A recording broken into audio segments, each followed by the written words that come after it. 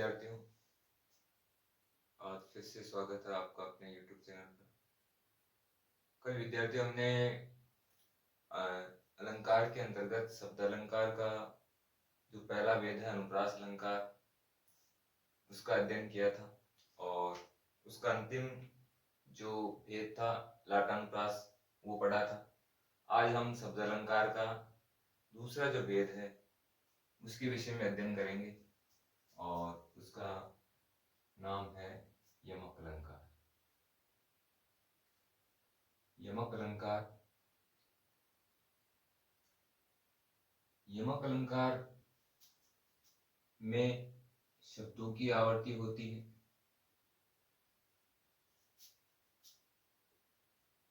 जहां पर शब्दों की आवर्ती हो किंतु प्रत्येक बार शब्द का अर्थ भिन्न हो, वहां यमक अलंकार होता है। वहां यमक अलंकार होता है। जैसे काली घटा का घमंड घटा। तो विद्यार्थी देखिए, इस उदाहरण में शब्द विशेष की आवर्ती हो रही है और वो शब्द है यहाँ पर घटा और घटा। पहला जो घटा है उसका अर्थ बादलों के संदर्भ में लिया जाएगा और दूसरे घटा का अर्थ है कम होने से। इस प्रकार यहाँ अर्थ होगा कि काले जो बादल हैं उनका घमंड घट गया, कम हो गया। तो पहले घटा का अर्थ बादल और दूसरे घटा का अर्थ कम है। इस कारण से यहाँ शब्द की आवर्ती हो रही है। आवर्ती होने पर भी दोनों बार शब्दों का जो अर्थ है वह अलग अलग है या भिन्न भिन्न है। इस कारण से यहाँ पर यमक अलंकार होगा। अब यमक अलंकार है और इससे जो पहले इससे पूर्व हमने जो लाटानुप्रास अलंकार पढ़ा था उसमें और इसमें अंतर है। लाटानुप्रास में भी शब्द की आवर्ती हो रही थी और इसमें भी शब्द की आवर्ती हो रही थी, लेकिन लाटानुप्रास में जो शब्द का जो शब्द विशेष था उस शब्द विशेष का अर्थ नहीं बदल रहा था। अन्वय करने पर है पूरे वाक्य या वाक्यांश का या शब्द का अर्थ बदल रहा था। शब्द का संबंध अन्य शब्द से जोड़ने पर अर्थ बदल रहा था। लेकिन यहाँ प्रत्येक बार जो शब्द है भिन्न है, प्रत्येक बार जो शब्द है उसमें अर्थ है उसमें परिवर्तन आ रहा है। इस प्रकार से यमक और लाटानुप्रास में अंतर है।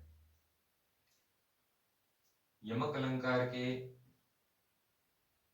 यदि भेदों की बात की जाए तो विद्यार्थियों यमक अलंकार के दो भेद हैं। यमक अलंकार के दो भेद होते हैं। पहला है अभंग यमक। नाम से स्पष्ट है, शब्द है अ और भंग लिखा हुआ है। अ प्लस भंग से बना है अभंग। अ उपसर्ग लगा इसमें, जिसका अर्थ होता है नहीं और भंग का अर्थ होता है तोड़ना या टुकड़े करना। तो जहां पर शब्द के टुकड़े किए बिना ही अर्थ की प्राप्ति हो जाए तो वहां यमक अलंकार होता है। अर्थात यदि कोई शब्द है वो एक से अधिक बार आता है और प्रत्येक बार उस शब्द का अर्थ भी अलग अलग हो, लेकिन अर्थ की जो प्राप्ति है उस शब्द विशेष के टुकड़े किए बिना ही हो जाए तो वहां अभंग यमक अलंकार माना जाता है।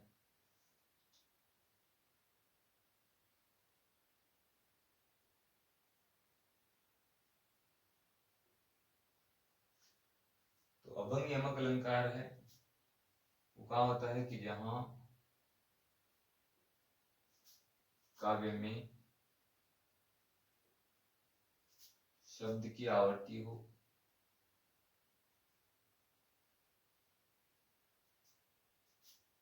तथा शब्द का अर्थ प्रत्येक बार भिन्न हो, किंतु शब्द विशेष के टुकड़े किए बिना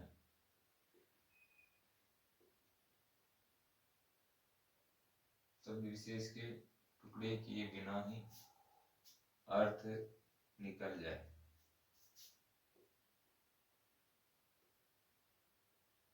वहाँ अभंग यमक अलंकार होता है।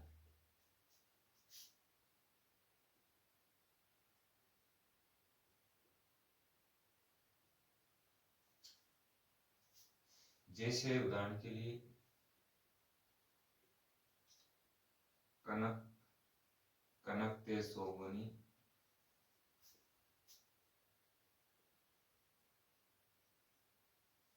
मादकता अधिकार,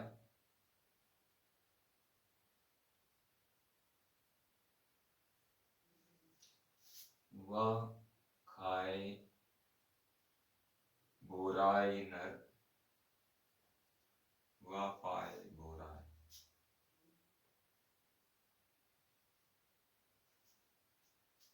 इस उदाहरण में विद्यार्थी ध्यान दीजिए, यहाँ जो शब्द की आवर्ती हो रही है वह शब्द है कनक।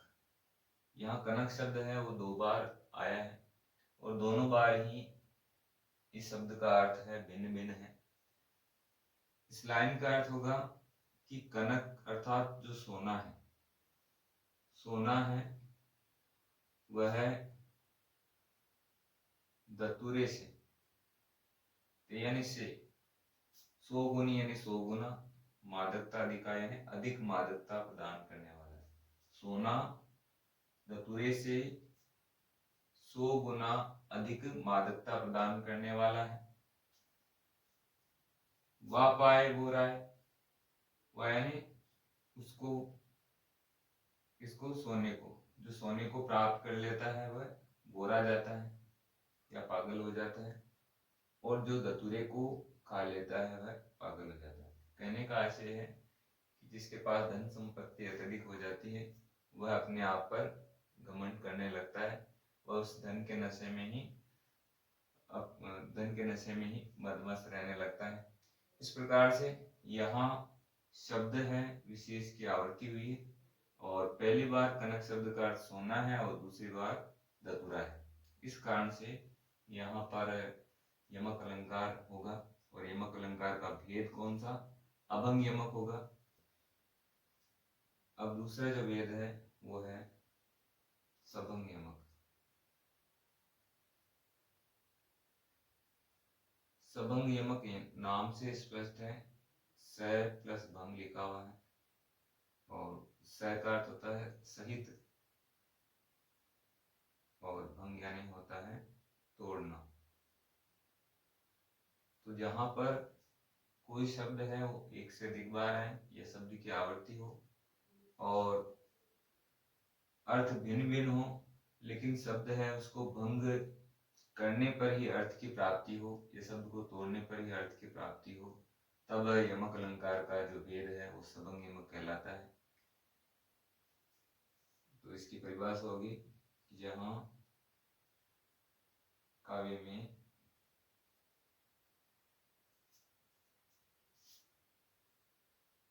शब्दावर्ती हो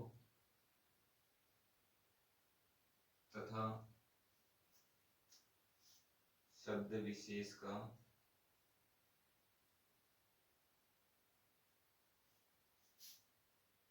अर्थ प्रत्येक बार भिन्न हो,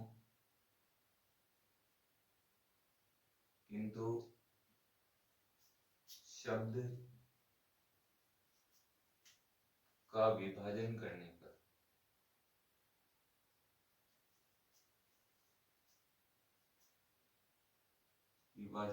पर या टुकड़े करने पर अर्थ की प्राप्ति हो।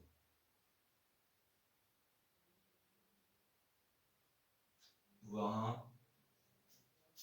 सभंग यमक अलंकार होता है।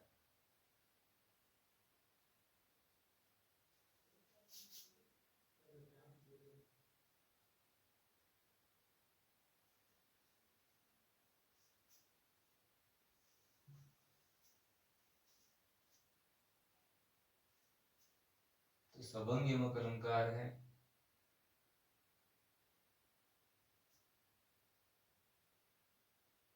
उसका उदाहरण है विद्यार्थियों उर्वशी, तोपे, निछावर, सुनी, राधिके, सुजान,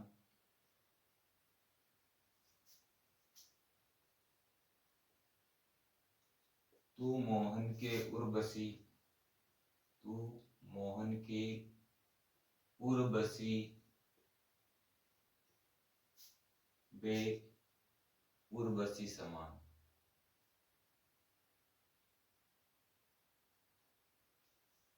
इस उदाहरण में शब्द जो है उसकी आवृत्ति हुई है उर्वशी की। यह शब्द यहाँ पर 1, 2 और ये 3 बार आया है और तीनों ही बार इस शब्द का अर्थ है वह अलग अलग होगा। उदाहरण में कहा गया है कि हे प्रिय राधा, हे सुजान राधा सुनो, तुम पर उर्वशी नामक जो अप्सरा है उसका सौंदर्य भी न्योछावर है। तो यहाँ पहला जो उर्वशी शब्द आया है उसका अर्थ है उर्वशी अप्सरा। उर्वशी नामक जो अप्सरा है उसका सौंदर्य तुम पर न्योछावर है। फिर दूसरी लाइन में तू मोहन के उर्वशी, तुम जो है मोहन यानी श्री कृष्ण के। यहाँ ये जो उर्वशी शब्द आया है अब यहाँ पर इसके टुकड़े करने पड़ेंगे उर प्लस बसी, तब अर्थ निकलेगा। इसका अर्थ होगा हृदय में बसने वाली या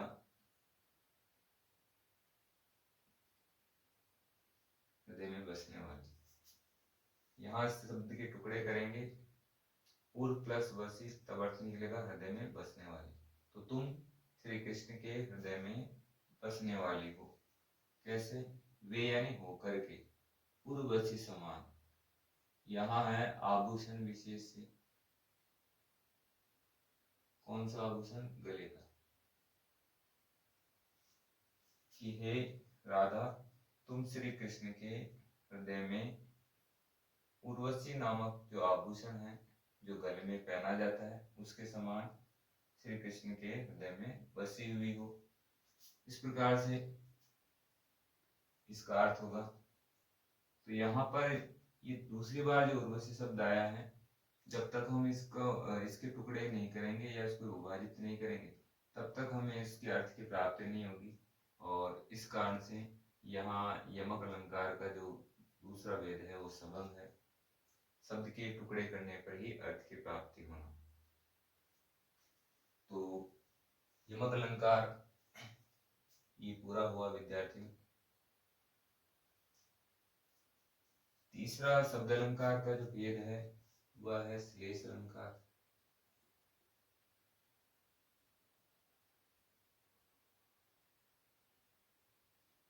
श्लेष अलंकार है उसमें श्लेष का अर्थ होता है, श्लेष का जो शाब्दिक अर्थ है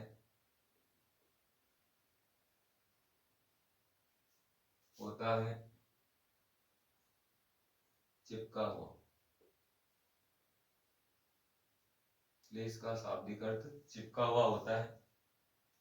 और यदि इसकी परिभाषा की बात की जाए तो परिभाषा इस प्रकार होगी कि जहां काव्य में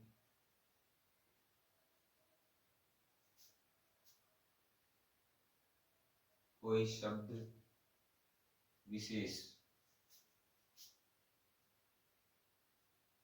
केवल एक बार आए, एक बार आए और उस शब्द का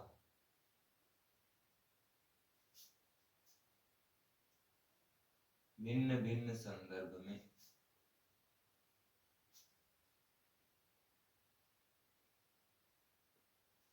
भिन्न भिन्न अर्थ होता है।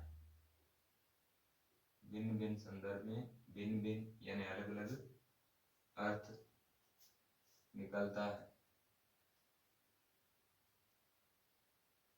वहां श्लेष अलंकार होता है। वहां श्लेष अलंकार होता है।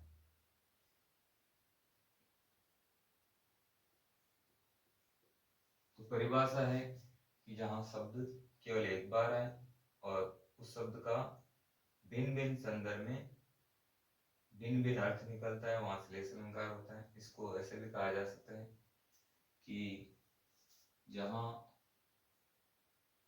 शब्द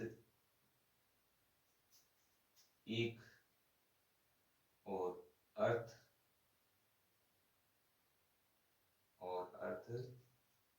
अनेक हो। अनेक का मतलब यहाँ पर है एक से अधिक, वहां श्लेष अलंकार होता है।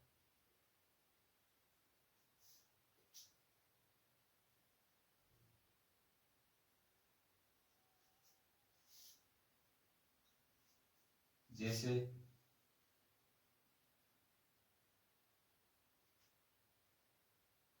मंगन को पट देत बार बार। इस उदाहरण में ये जो मंगन शब्द आया है वह केवल एक ही बार प्रयुक्त हुआ है, और जैसे कि नाम से श्लेष का शाब्दिक अर्थ बताया कि इसमें इसका शाब्दिक अर्थ चिपका हुआ होता है, तो इस शब्द एक ही आया है। अब इस शब्द विशेष से एक से अधिक अर्थ है वह जुड़े हुए हैं। इस लाइन का अर्थ होगा कि मंगन को पट देत बार बार। यहाँ पट शब्द भी एक ही बार है, तो मांगने वाला भिखारी है, उसके आने पर जो लोग हैं वह अपने घर का दरवाजा है वो बार बार बंद कर देते हैं।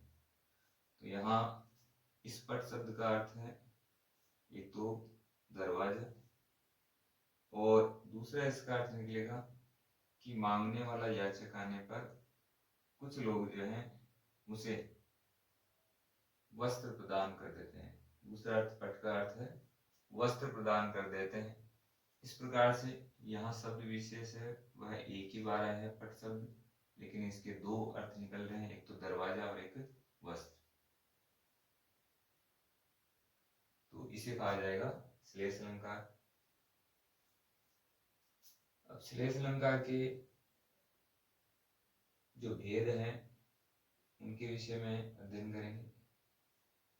श्लेष अलंकार के विद्यार्थी दो भेद होते हैं, जैसे कि यमक अलंकार के दो भेद थे वैसे ही पहला भेद वही कहलाएगा अभंग श्लेष, और अभंग श्लेष में भी वही स्थिति है, ए यानी नहीं और भंग यानी तोड़ना या टुकड़े करना। श्लेष अलंकार की जो परिभाषा है वह सेम रहेगी कि जहां शब्द विशेष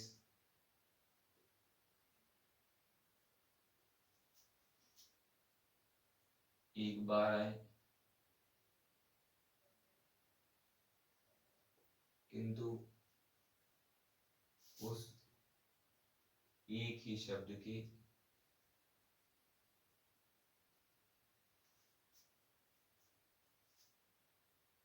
बिना टुकड़े किए ही एकाधिक अर्थ निकल जाए। एकाधिक यानी एक से अधिक अर्थ निकले, वहां अभंग श्लेष होता है। वहां अभंग श्लेष होता है। जैसे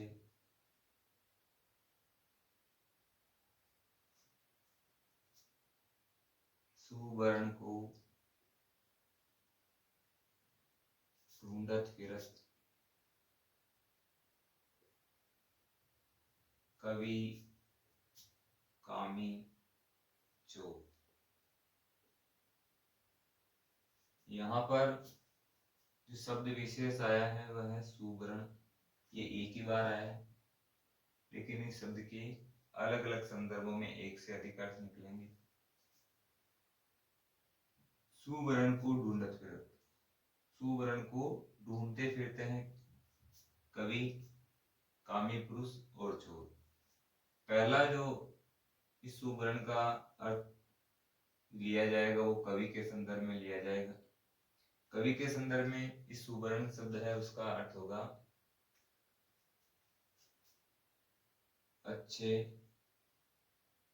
वर्ण या अच्छे अक्षर। अच्छे अक्षर या वर्णों की तलाश है वो कौन करता है? कवि। दूसरा इस सुवर्ण का अर्थ होगा कामी के संदर्भ में, और कामी यानी कामी पुरुष है वह किसे ढूंढता है? सुंदर स्त्री को। तो दूसरी बार इस शब्द का अर्थ हो जाएगा सुंदर स्त्री। तीसरा जो है चोर के संदर्भ में, इसका अर्थ लिया जाएगा कि चोर किसे ढूंढता है? सुवर्ण यानी सोने को। इस प्रकार इसका अर्थ होगा कि कवि अच्छे वर्णों को, कामी पुरुष सुंदर स्त्री को, और चोर है वह है सोने को ढूंढता फिरता है। तो इस प्रकार से इस शब्द के हमने टुकड़े नहीं किए और फिर भी इसका अर्थ निकल आ रहा है। शब्द केवल एक ही आया है सुवर्ण, लेकिन इस शब्द के कवि, कामी पुरुष और चोर इन तीनों के संदर्भ में अलग अलग अर्थ निकल रहे हैं, अर्थात शब्द के एक से अधिक अर्थ निकल रहे हैं। इस कारण से यहाँ पर श्लेष अलंकार का अभंग भेद कहलाएगा। अब श्लेष अलंकार का दूसरा भेद है सभंग श्लेष। वही नाम से स्पष्ट है, सभंग, स यानी सहित, भंग यानी तोड़ना या टुकड़े करना। तो जहां पर कोई शब्द एक बार आए और उस शब्द विशेष के एक से अधिक अर्थ निकले और शब्द के टुकड़े करने पर ही अर्थ की प्राप्ति हो तो वहां सभंग श्लेष अलंकार होता है। तो इस तरह इसकी परिभाषा यह होगी कि जहां काव्य में शब्द विशेष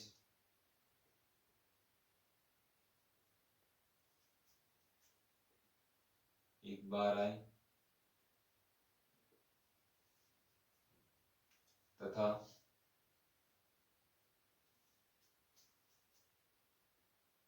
उस शब्द के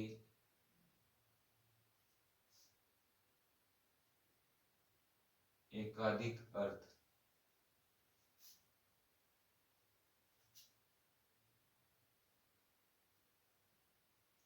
टुकड़े करने पर या विभाजित करने पर निकले, वहां सभंग श्लेष अलंकार होता है।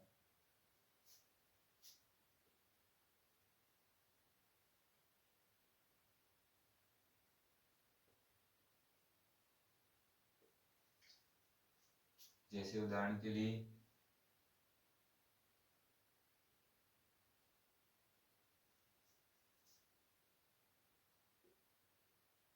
चिरजीवो चोरी जुरे,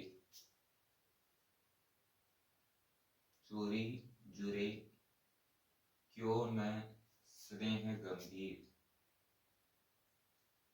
क्यों न स्नेह गंभीर, को घटी ये वृष भानुजा वे हलदर के बीर।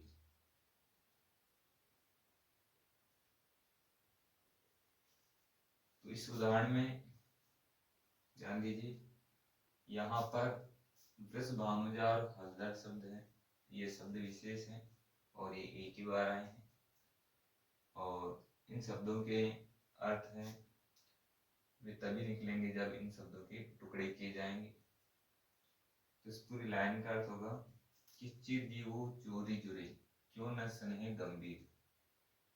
चिरकाल तक जीवित रहे और जिनकी जोड़ी जुड़ी रहे या बनी रहे, जिन दोनों के बीच में गंभीर स्नेह है वो बना रहे, इन दोनों में कोई भी घटकर नहीं, कोई भी कम नहीं।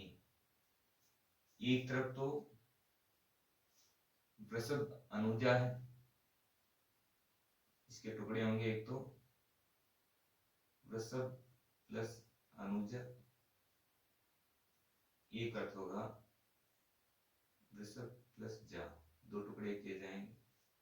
तो पहला टुकड़ा है उसका अर्थ होगा गाय, एक तरफ तो गाय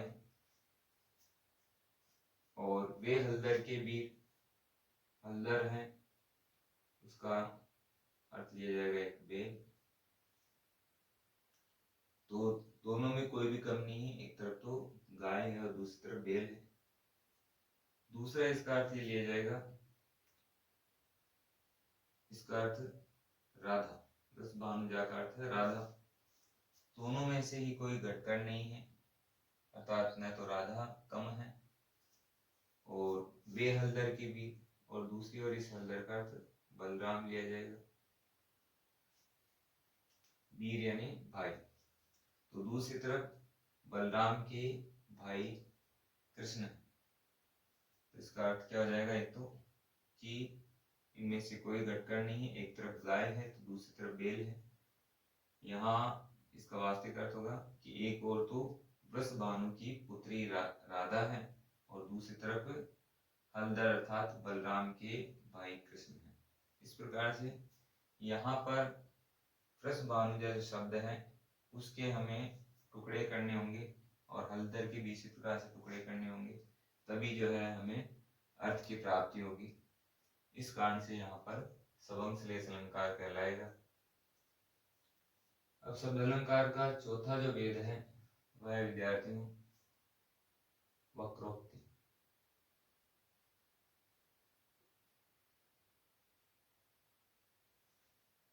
नाम से स्पष्ट वक्रोक्ति, इसका यदि संधि विच्छेद किया जाएगा तो होगा वक्र धन उक्ति।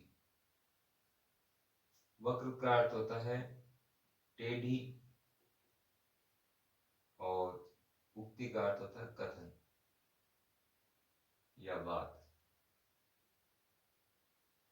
तो जहां पर वक्ता जो होता है या बोलने वाला कोई ऐसी बात कहता है जिसका सुनने वाला विपरीत अर्थ ग्रहण करता है या काल्पनिक अर्थ ग्रहण करता है, तो वहां वक्रोक्ति अलंकार होता है।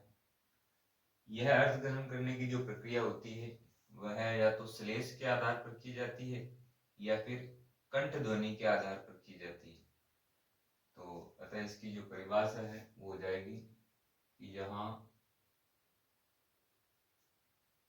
वक्ता द्वारा कहे गए कथन का श्रोता मतलब सुनने वाला श्लेष या काकू, काकू का अर्थ यहाँ है कंठ ध्वनि के आधार पर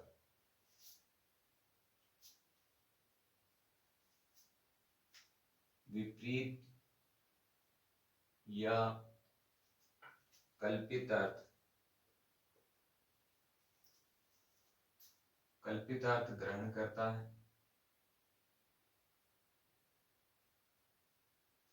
वहां वक्रोक्ति अलंकार होता है।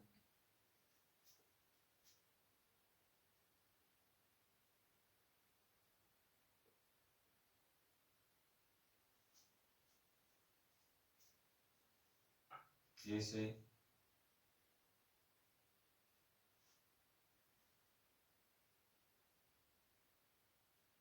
कौन तुम हरि में तो बानर को का काम यहाँ। इस उदाहरण में देखिए विद्यार्थियों, यहाँ राधा और कृष्ण दोनों के बीच वार्तालाप चल रहा है और राधा पूछती है कृष्ण से कि तुम कौन हो। तो कृष्ण उत्तर देते हैं कि मैं हरि हूँ।